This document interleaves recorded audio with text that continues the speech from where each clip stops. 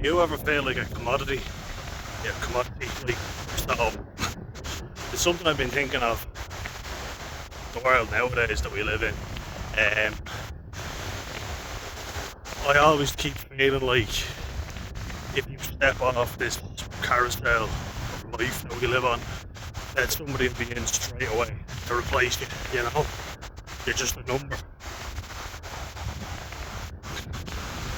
It feels like you're replaceable, you know, people are more replaceable than ever. And with AI, like artificial intelligence on the increase, forever feels like human beings are more and more commoditised. That's a very narcissistic way of looking at the world, isn't it? I know that term gets thrown around a lot, but it really is. You know, where honest, hard-working people are struggling to make a living while the super and the rich get wealthier and wealthier. I was only watching a series there on Apple TV, got my free trial, so made use of it while it good. But on the Super League, and talking about football, and football is a good analogy for the world we live in now. Anybody remember the good old days of the Barclays Premier League? I used to love watching it, you know, and even if I didn't watch that Premier Soccer Saturday or Match of the Day, I'd watch those two. The reason I stopped loving football is because I feel the soul has gone out of it, and I feel like that's the thing with everything. That's why you see a lot of very disheveled, miserable looking human beings walking around. Because I think more than ever, nobody's striving towards anything. You know, people used to strive towards owning their own house, having a family, and that used to be pretty reasonable to expect that. Nowadays, Jesus, you're lucky if you move out of your parents' house before you're 40. We're expected to feel grateful for less and less. Everybody told you to go to college, that was the thing to do. You go, and now everybody's gone to college because that's what they were told to do. We actually listen to our elders. And they're like, oh, what are you doing? You're stupid listening to us. There's no jobs. And it just feels nowadays that it's never been a better place to strive and thrive. If you are a conscienceless parasite, I mean, it really is the perfect place for people like that to thrive. You know, because they can just operate without conscience. They can manipulate people. They get to the top and they don't care what other people have to go through. I was looking at an interview with Tim Gurner, who is an Australian businessman. He was called the Wunderkind of the apartment business. He owned a lot of apartment blocks in Melbourne and Sydney. And he's related to the Liebermans, or he has interactions with them anyway. L-I-B-E-R, as opposed to L-I-E. But I think it's still pronounced the same way. Both wealthy Jewish families, the Gurners and the Liebermans. Quite a common Jewish name actually, but yeah, that's the background into it. And again, like, they symbolise corporate greed. They call Tim Gurner a megamind with hair, and he's talking about young people, or not just young people, but also tradies, fucking tradies, Australian slang for, you know, people who do trades, construction workers. He says they're lazy when he probably wouldn't last a day in a construction site, and I say that as someone who has done the worst of the worst jobs and, you know, chose the path of least resistance, but I've actually done the work, you know. I just thought, nah, this isn't really for me. But at least I fucking did it, you know. People like him at the top, there's a lot of people who if they've never done it, they can't empathise with you, you know. So they think their job is the hardest and nobody else does any type of real work. My mum said to me, like, partners in the law firm that she worked in, the ones who were, you know, raking in the most money. They're like these jellyfish. Look at the amount of them. It's like hopscotch. Boy.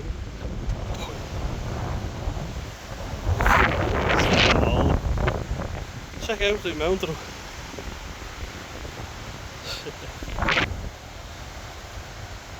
But they'd be raking in all the money, the partners in a law firm, where she was a secretary, and so people thought her work wasn't that difficult. I have seen her collapse because of the work she was doing, you know, like getting physically ill, and me and my brother telling her, you can't do any more, you know, it's making you sick. And it did. She worked herself to the bone, quite literally, because all her joints and everything were killing her. Me and my brother were like, you can't, man, you can't keep doing this, it's too much, you know, and we can pick up the slack if we have to. And we did, thankfully, you know, because she's rheumatoid arthritis, polymyalgia rheumatica, and anxiety, which caused her a great deal of stress. But she's not getting all this money, you know. We're struggling to make ends meet, but then there's people at the top who hand their documents and she has to lay them out properly, you know. It's amazing how high standards they have, like spelling needs to be correct and everything, but they hand their documents, and she showed me, she was like, look at the spelling and that. I was like, fucking hell. And in fairness to her, she's my go-to person if I ever need to get a second opinion on a document, because I think it's important that you spell stuff correctly, and yet people at the very top don't seem to think that applies to them. Very narcissistic. They demand high standards, but they don't keep them themselves, you know. I was actually looking at an interesting video by Darren McGee, a psychiatrist, and he was saying that obsessive compulsive personality disorder and narcissistic personality disorder can be distinguished because people who have OCPD, obsessive compulsive personality disorder, they have high standards but they keep them. They demand high standards of everyone, including themselves. Whereas narcissistic people just demand high standards of everybody else. So it's a good distinguisher, you know. I think we see that a lot nowadays, don't we? Where people are trying to just get by and are struggling. And you know, that's mental illness if you just can't cope, and the world is getting more and more unhealthy. That's why I decided to make a YouTube channel in the first place, because I just felt like I couldn't cope the way I was doing things, you know. And if you've tried your absolute damnedest, don't feel bad, because there's a lot more people failing and crumbling than you. You're not alone. And I mean that in a good way. I know it sounds a bit, you're not the only one. And while you can take comfort in that, you also need to kind of go, well, where's the end goal here, you know? Which I get. As I say, human beings are capable of anything if there is an end goal. I 100% believe that.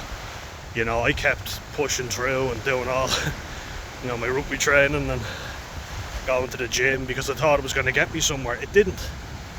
Nothing worse, nothing more soul crushing than not getting what you worked so hard to get. We only hear the success stories, as I keep saying. We don't see the people who try their hardest and don't get anywhere, be it through luck, opportunity, chance encounters with people, whatever, you know. But take pride in the fact that you tried your hardest.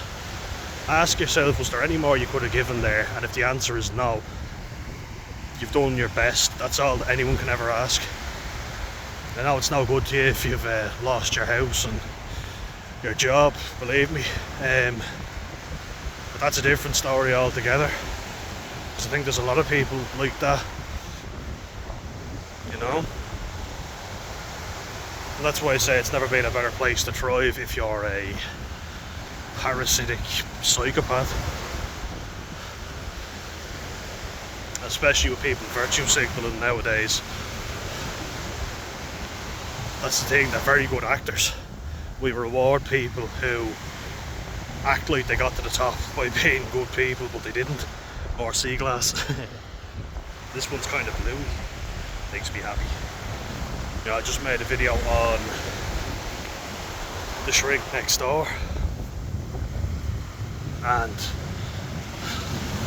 that was a fella from a wealthy family, you know, good supports, but got taken advantage of by a very convincing narcissist who squirmed his way up to the top, you know, as a qualified psychiatrist, where he's getting a steady supply of mentally ill people coming into him.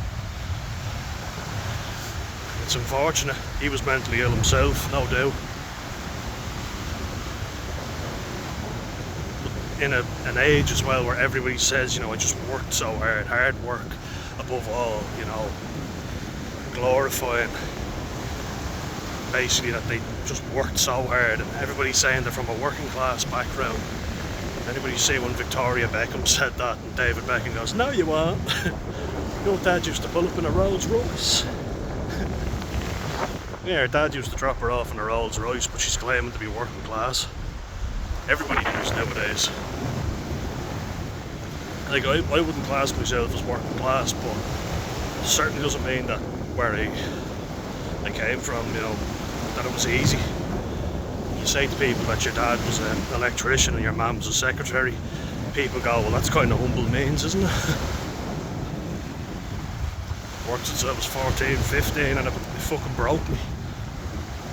You know, I'm showing you an example of that mindset not working, of listening to everybody else, because I did, you know, didn't have a mind of my own. So I'm probably a good example of being indecisive, kind of like Will Ferrell in the Shrink Next Door, or Marty Markowitz, you know, being indecisive.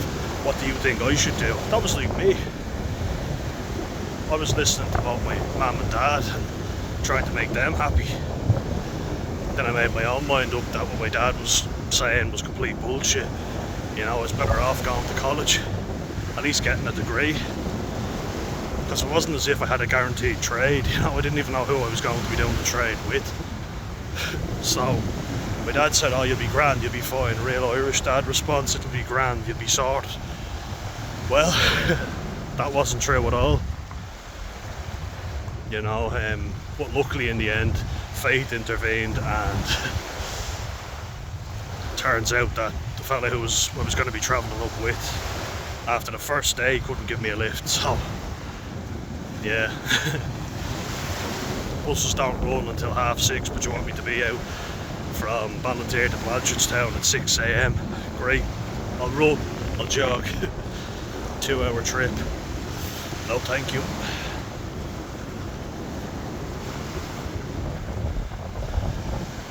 But people who constantly shite on about how hard they work to get where they are, and you're just being lazy when you're physically worn out and exhausted, they're full of shit. They're just virtue signaling. Let's see what they actually do, you know?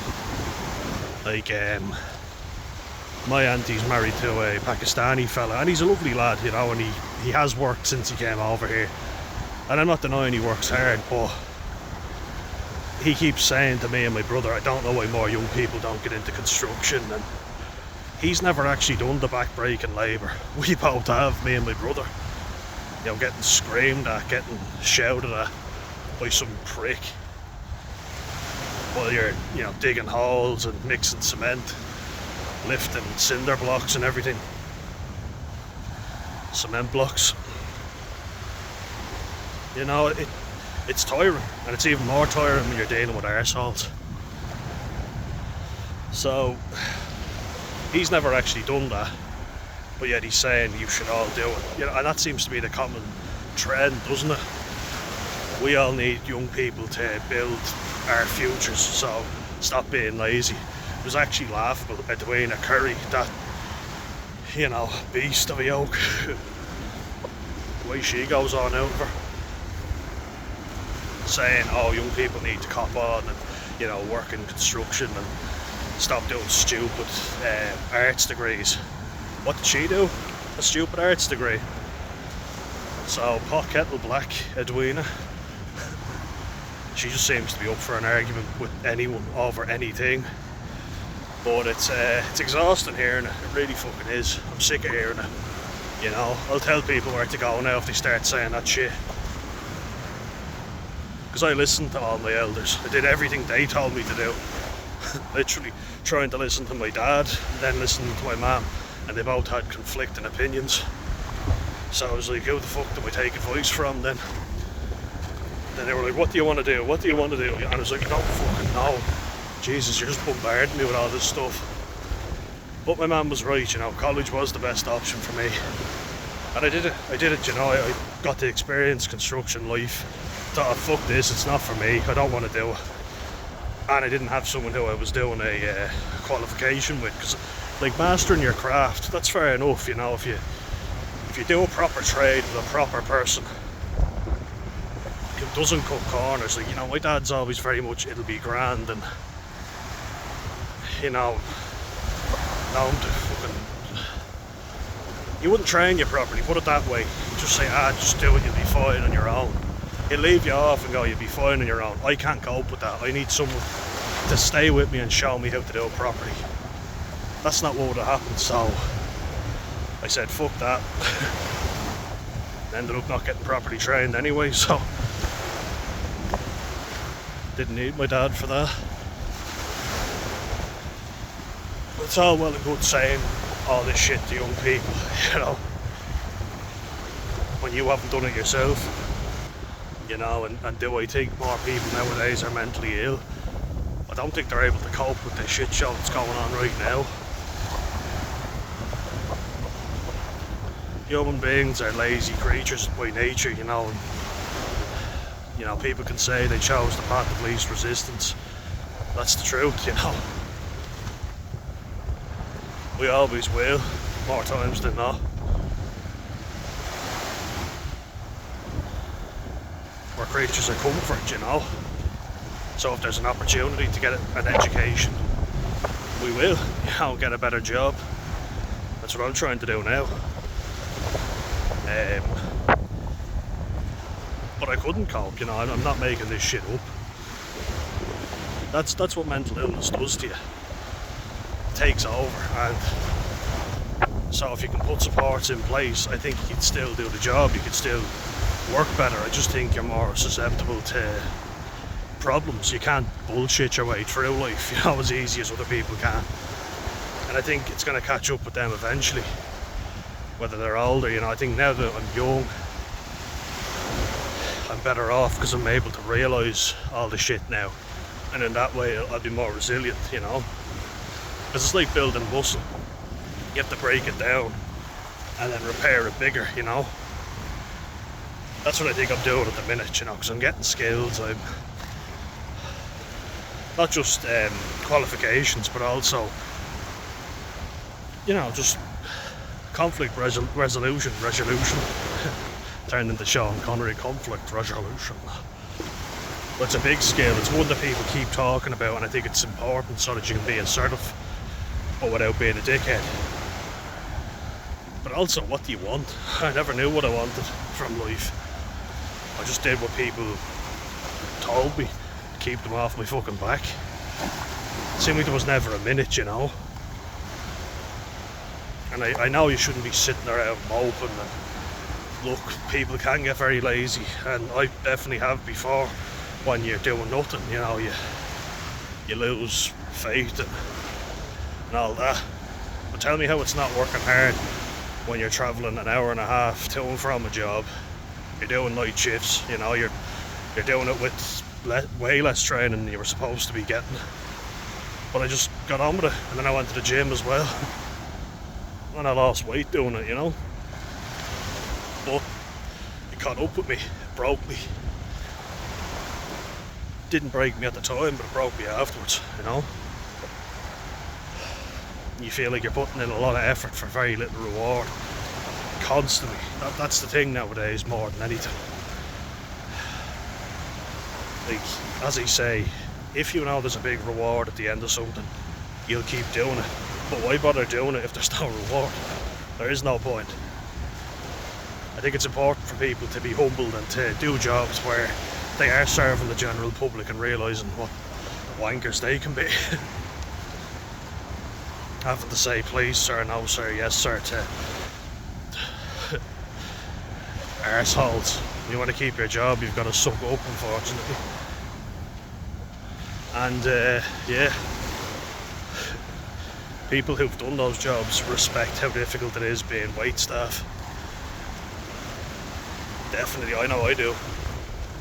Not that I was ever an arsehole with people to begin with, but you understand the job, you know, for sure.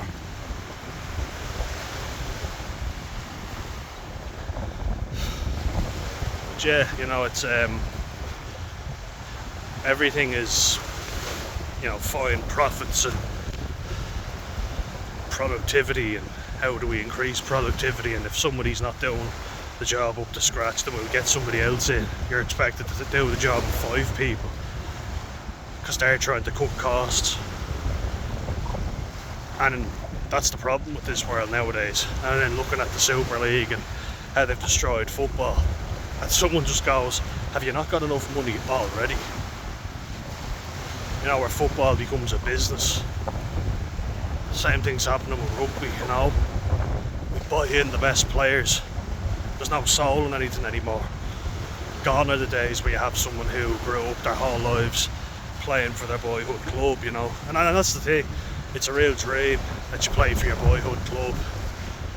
And now every player's foreign. They're from all over the world and nobody really gives a shit. What brought them to the club wasn't the love for the club, it was money. Money is taking the soul out of everything. But like, when my granddad kept asking about my job when I was staying with him, all he cared about was the money. He'd ask me constantly, oh, how much are you getting paid? And you get well paid for that? Or does this lad get well, you know, Johnny Sexton, would he get well paid for that? And everything was about money, you know. And that's all that ever mattered. Same with my dad, all that ever mattered was fucking money.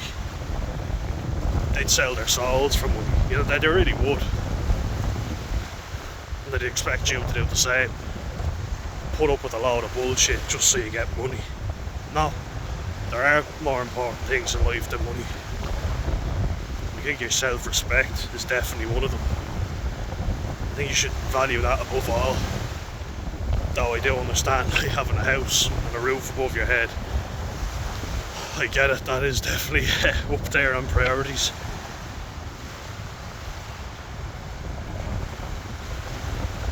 But the problem is, I think we all need to slow down. We're constantly force-fed a load of shit, a load of ads on why we should be trying to improve ourselves and trying to keep up with the Joneses. Not for me, no.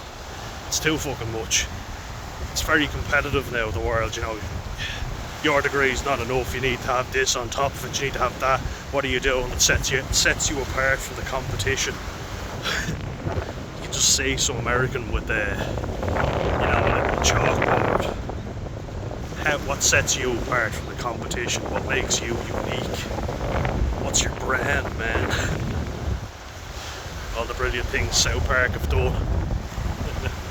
Outdoorsy victim. It does feel like that though, doesn't it?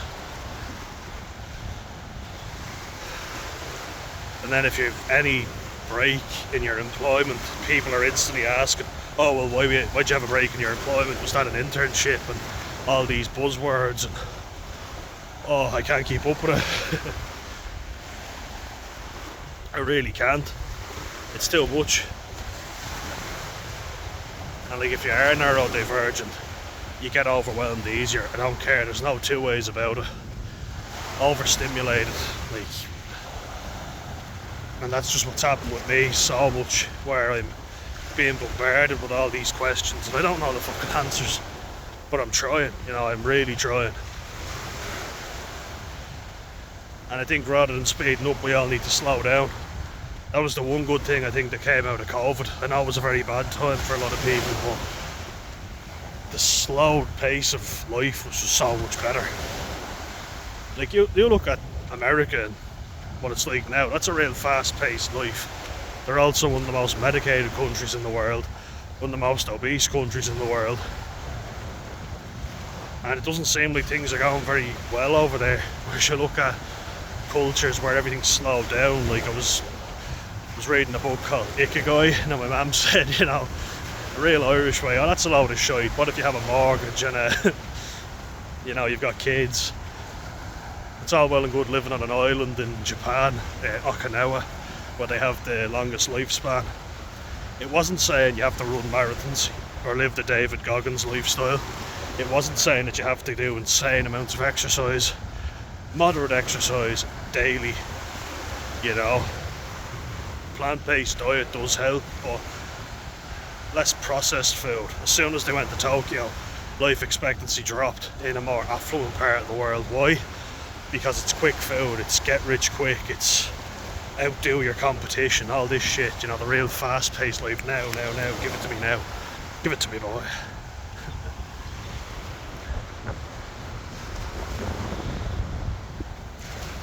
You know, they looked at Italian people and how they walked up steps, so they were just naturally doing it. You know, their quality of life was much better. Everything was slowed. You know, they ate lunch and they took time to enjoy it. It wasn't just eating a quick meal while doing spreadsheets. It was sitting, enjoying the food at a slow pace. But now I'm hearing that young people are leaving Italy because it's becoming stressful. Oh. I say leave well enough alone, you know. And then, like in Ireland, it's really become a place where the young Irish are leaving in their droves. And I keep talking about me leaving, but I'm still debating it, you know. I'm still trying to get myself, still trying to get myself sorted. My grandmother used to say, only a rat leaves a sinking ship, and she said that to my mum when she left for Australia. But I've always wanted to see Australia. It's always something I've wanted to do, so, you know, rather than keep talking about it, I'm actively looking at it now as a viable option, you know. I don't know, maybe come back, you never know, you'll see what happens. Broaden your horizons is never a bad thing, is it? I think that's what I need to do, you know. As my brother always said, I've never been a home bird. I was always depressed when I came back from holiday, whereas he was always excited to see Ireland. I used to always get miserable coming back. I was like, oh, fuck's sake.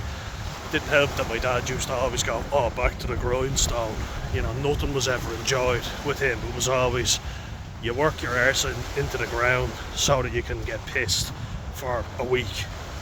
And then it's back to the grindstone. Oh, fuck off. I said, Dad, shut up one day. And he's like, I'm only saying. I was like, would you ever shut up with this crap? Oh. Stuff I take pleasures in. Look. Yeah. Lovely. More sea glass. I'm getting loads of it today. But yeah, guys. Slow down, you know. Take time to see what you actually want to get from life. That would be my advice to you. You know. There's too much of you need to succeed now or you're a failure for the rest of your life. And guess what? You've got all the time in the world if you're a young person. You know, leaving certain Ireland isn't the be all and end all. A college degree isn't the be all and end all either, as I've found out. You know, like, take time out to do what you want to do. Save up a bit of money, and if you want to travel, do it, you know. Don't keep constantly thinking that if you take your foot off the gas for a second, you're going to be a failure and everything's going to be shit for you, you know. Because living in hyper stress and hyper mode all the time will end your life prematurely. going to cause heart attacks, you know, it's going to cause, well, it can cause cancer, you know. I hate using the word, but it can cause various different kinds of cancer. You know, you're just in that mode where you're sweating and you're hyperventilating all the time. It's no way to live. I'm not fucking doing that anymore. Life isn't meant to be extremely difficult all the time. It's hard enough, you know. So if you can alleviate stress, do it. Do whatever you have to do. Don't get any ideas. Me and my euphemisms. But yeah, you know, the thing I love about living down here is how relaxing it is. How I could do summer jobs while I was in college and remove a bit of stress, you know, because I had to work. And my mum and dad didn't have to pay for my college. And so that was the thing that I took off them. I got a grant to go, I worked while I was there. I gave money to my mum because we were living with her. It was only right, you know, it's fair.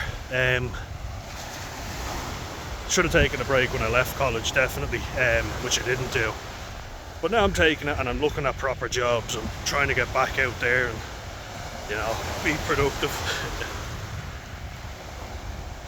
But there is no set rule for anyone, guys. You know, do it at your own pace, and you don't have to do something that makes you miserable, is the point I'd like to make. So stay well, guys. Hope yous are all doing well.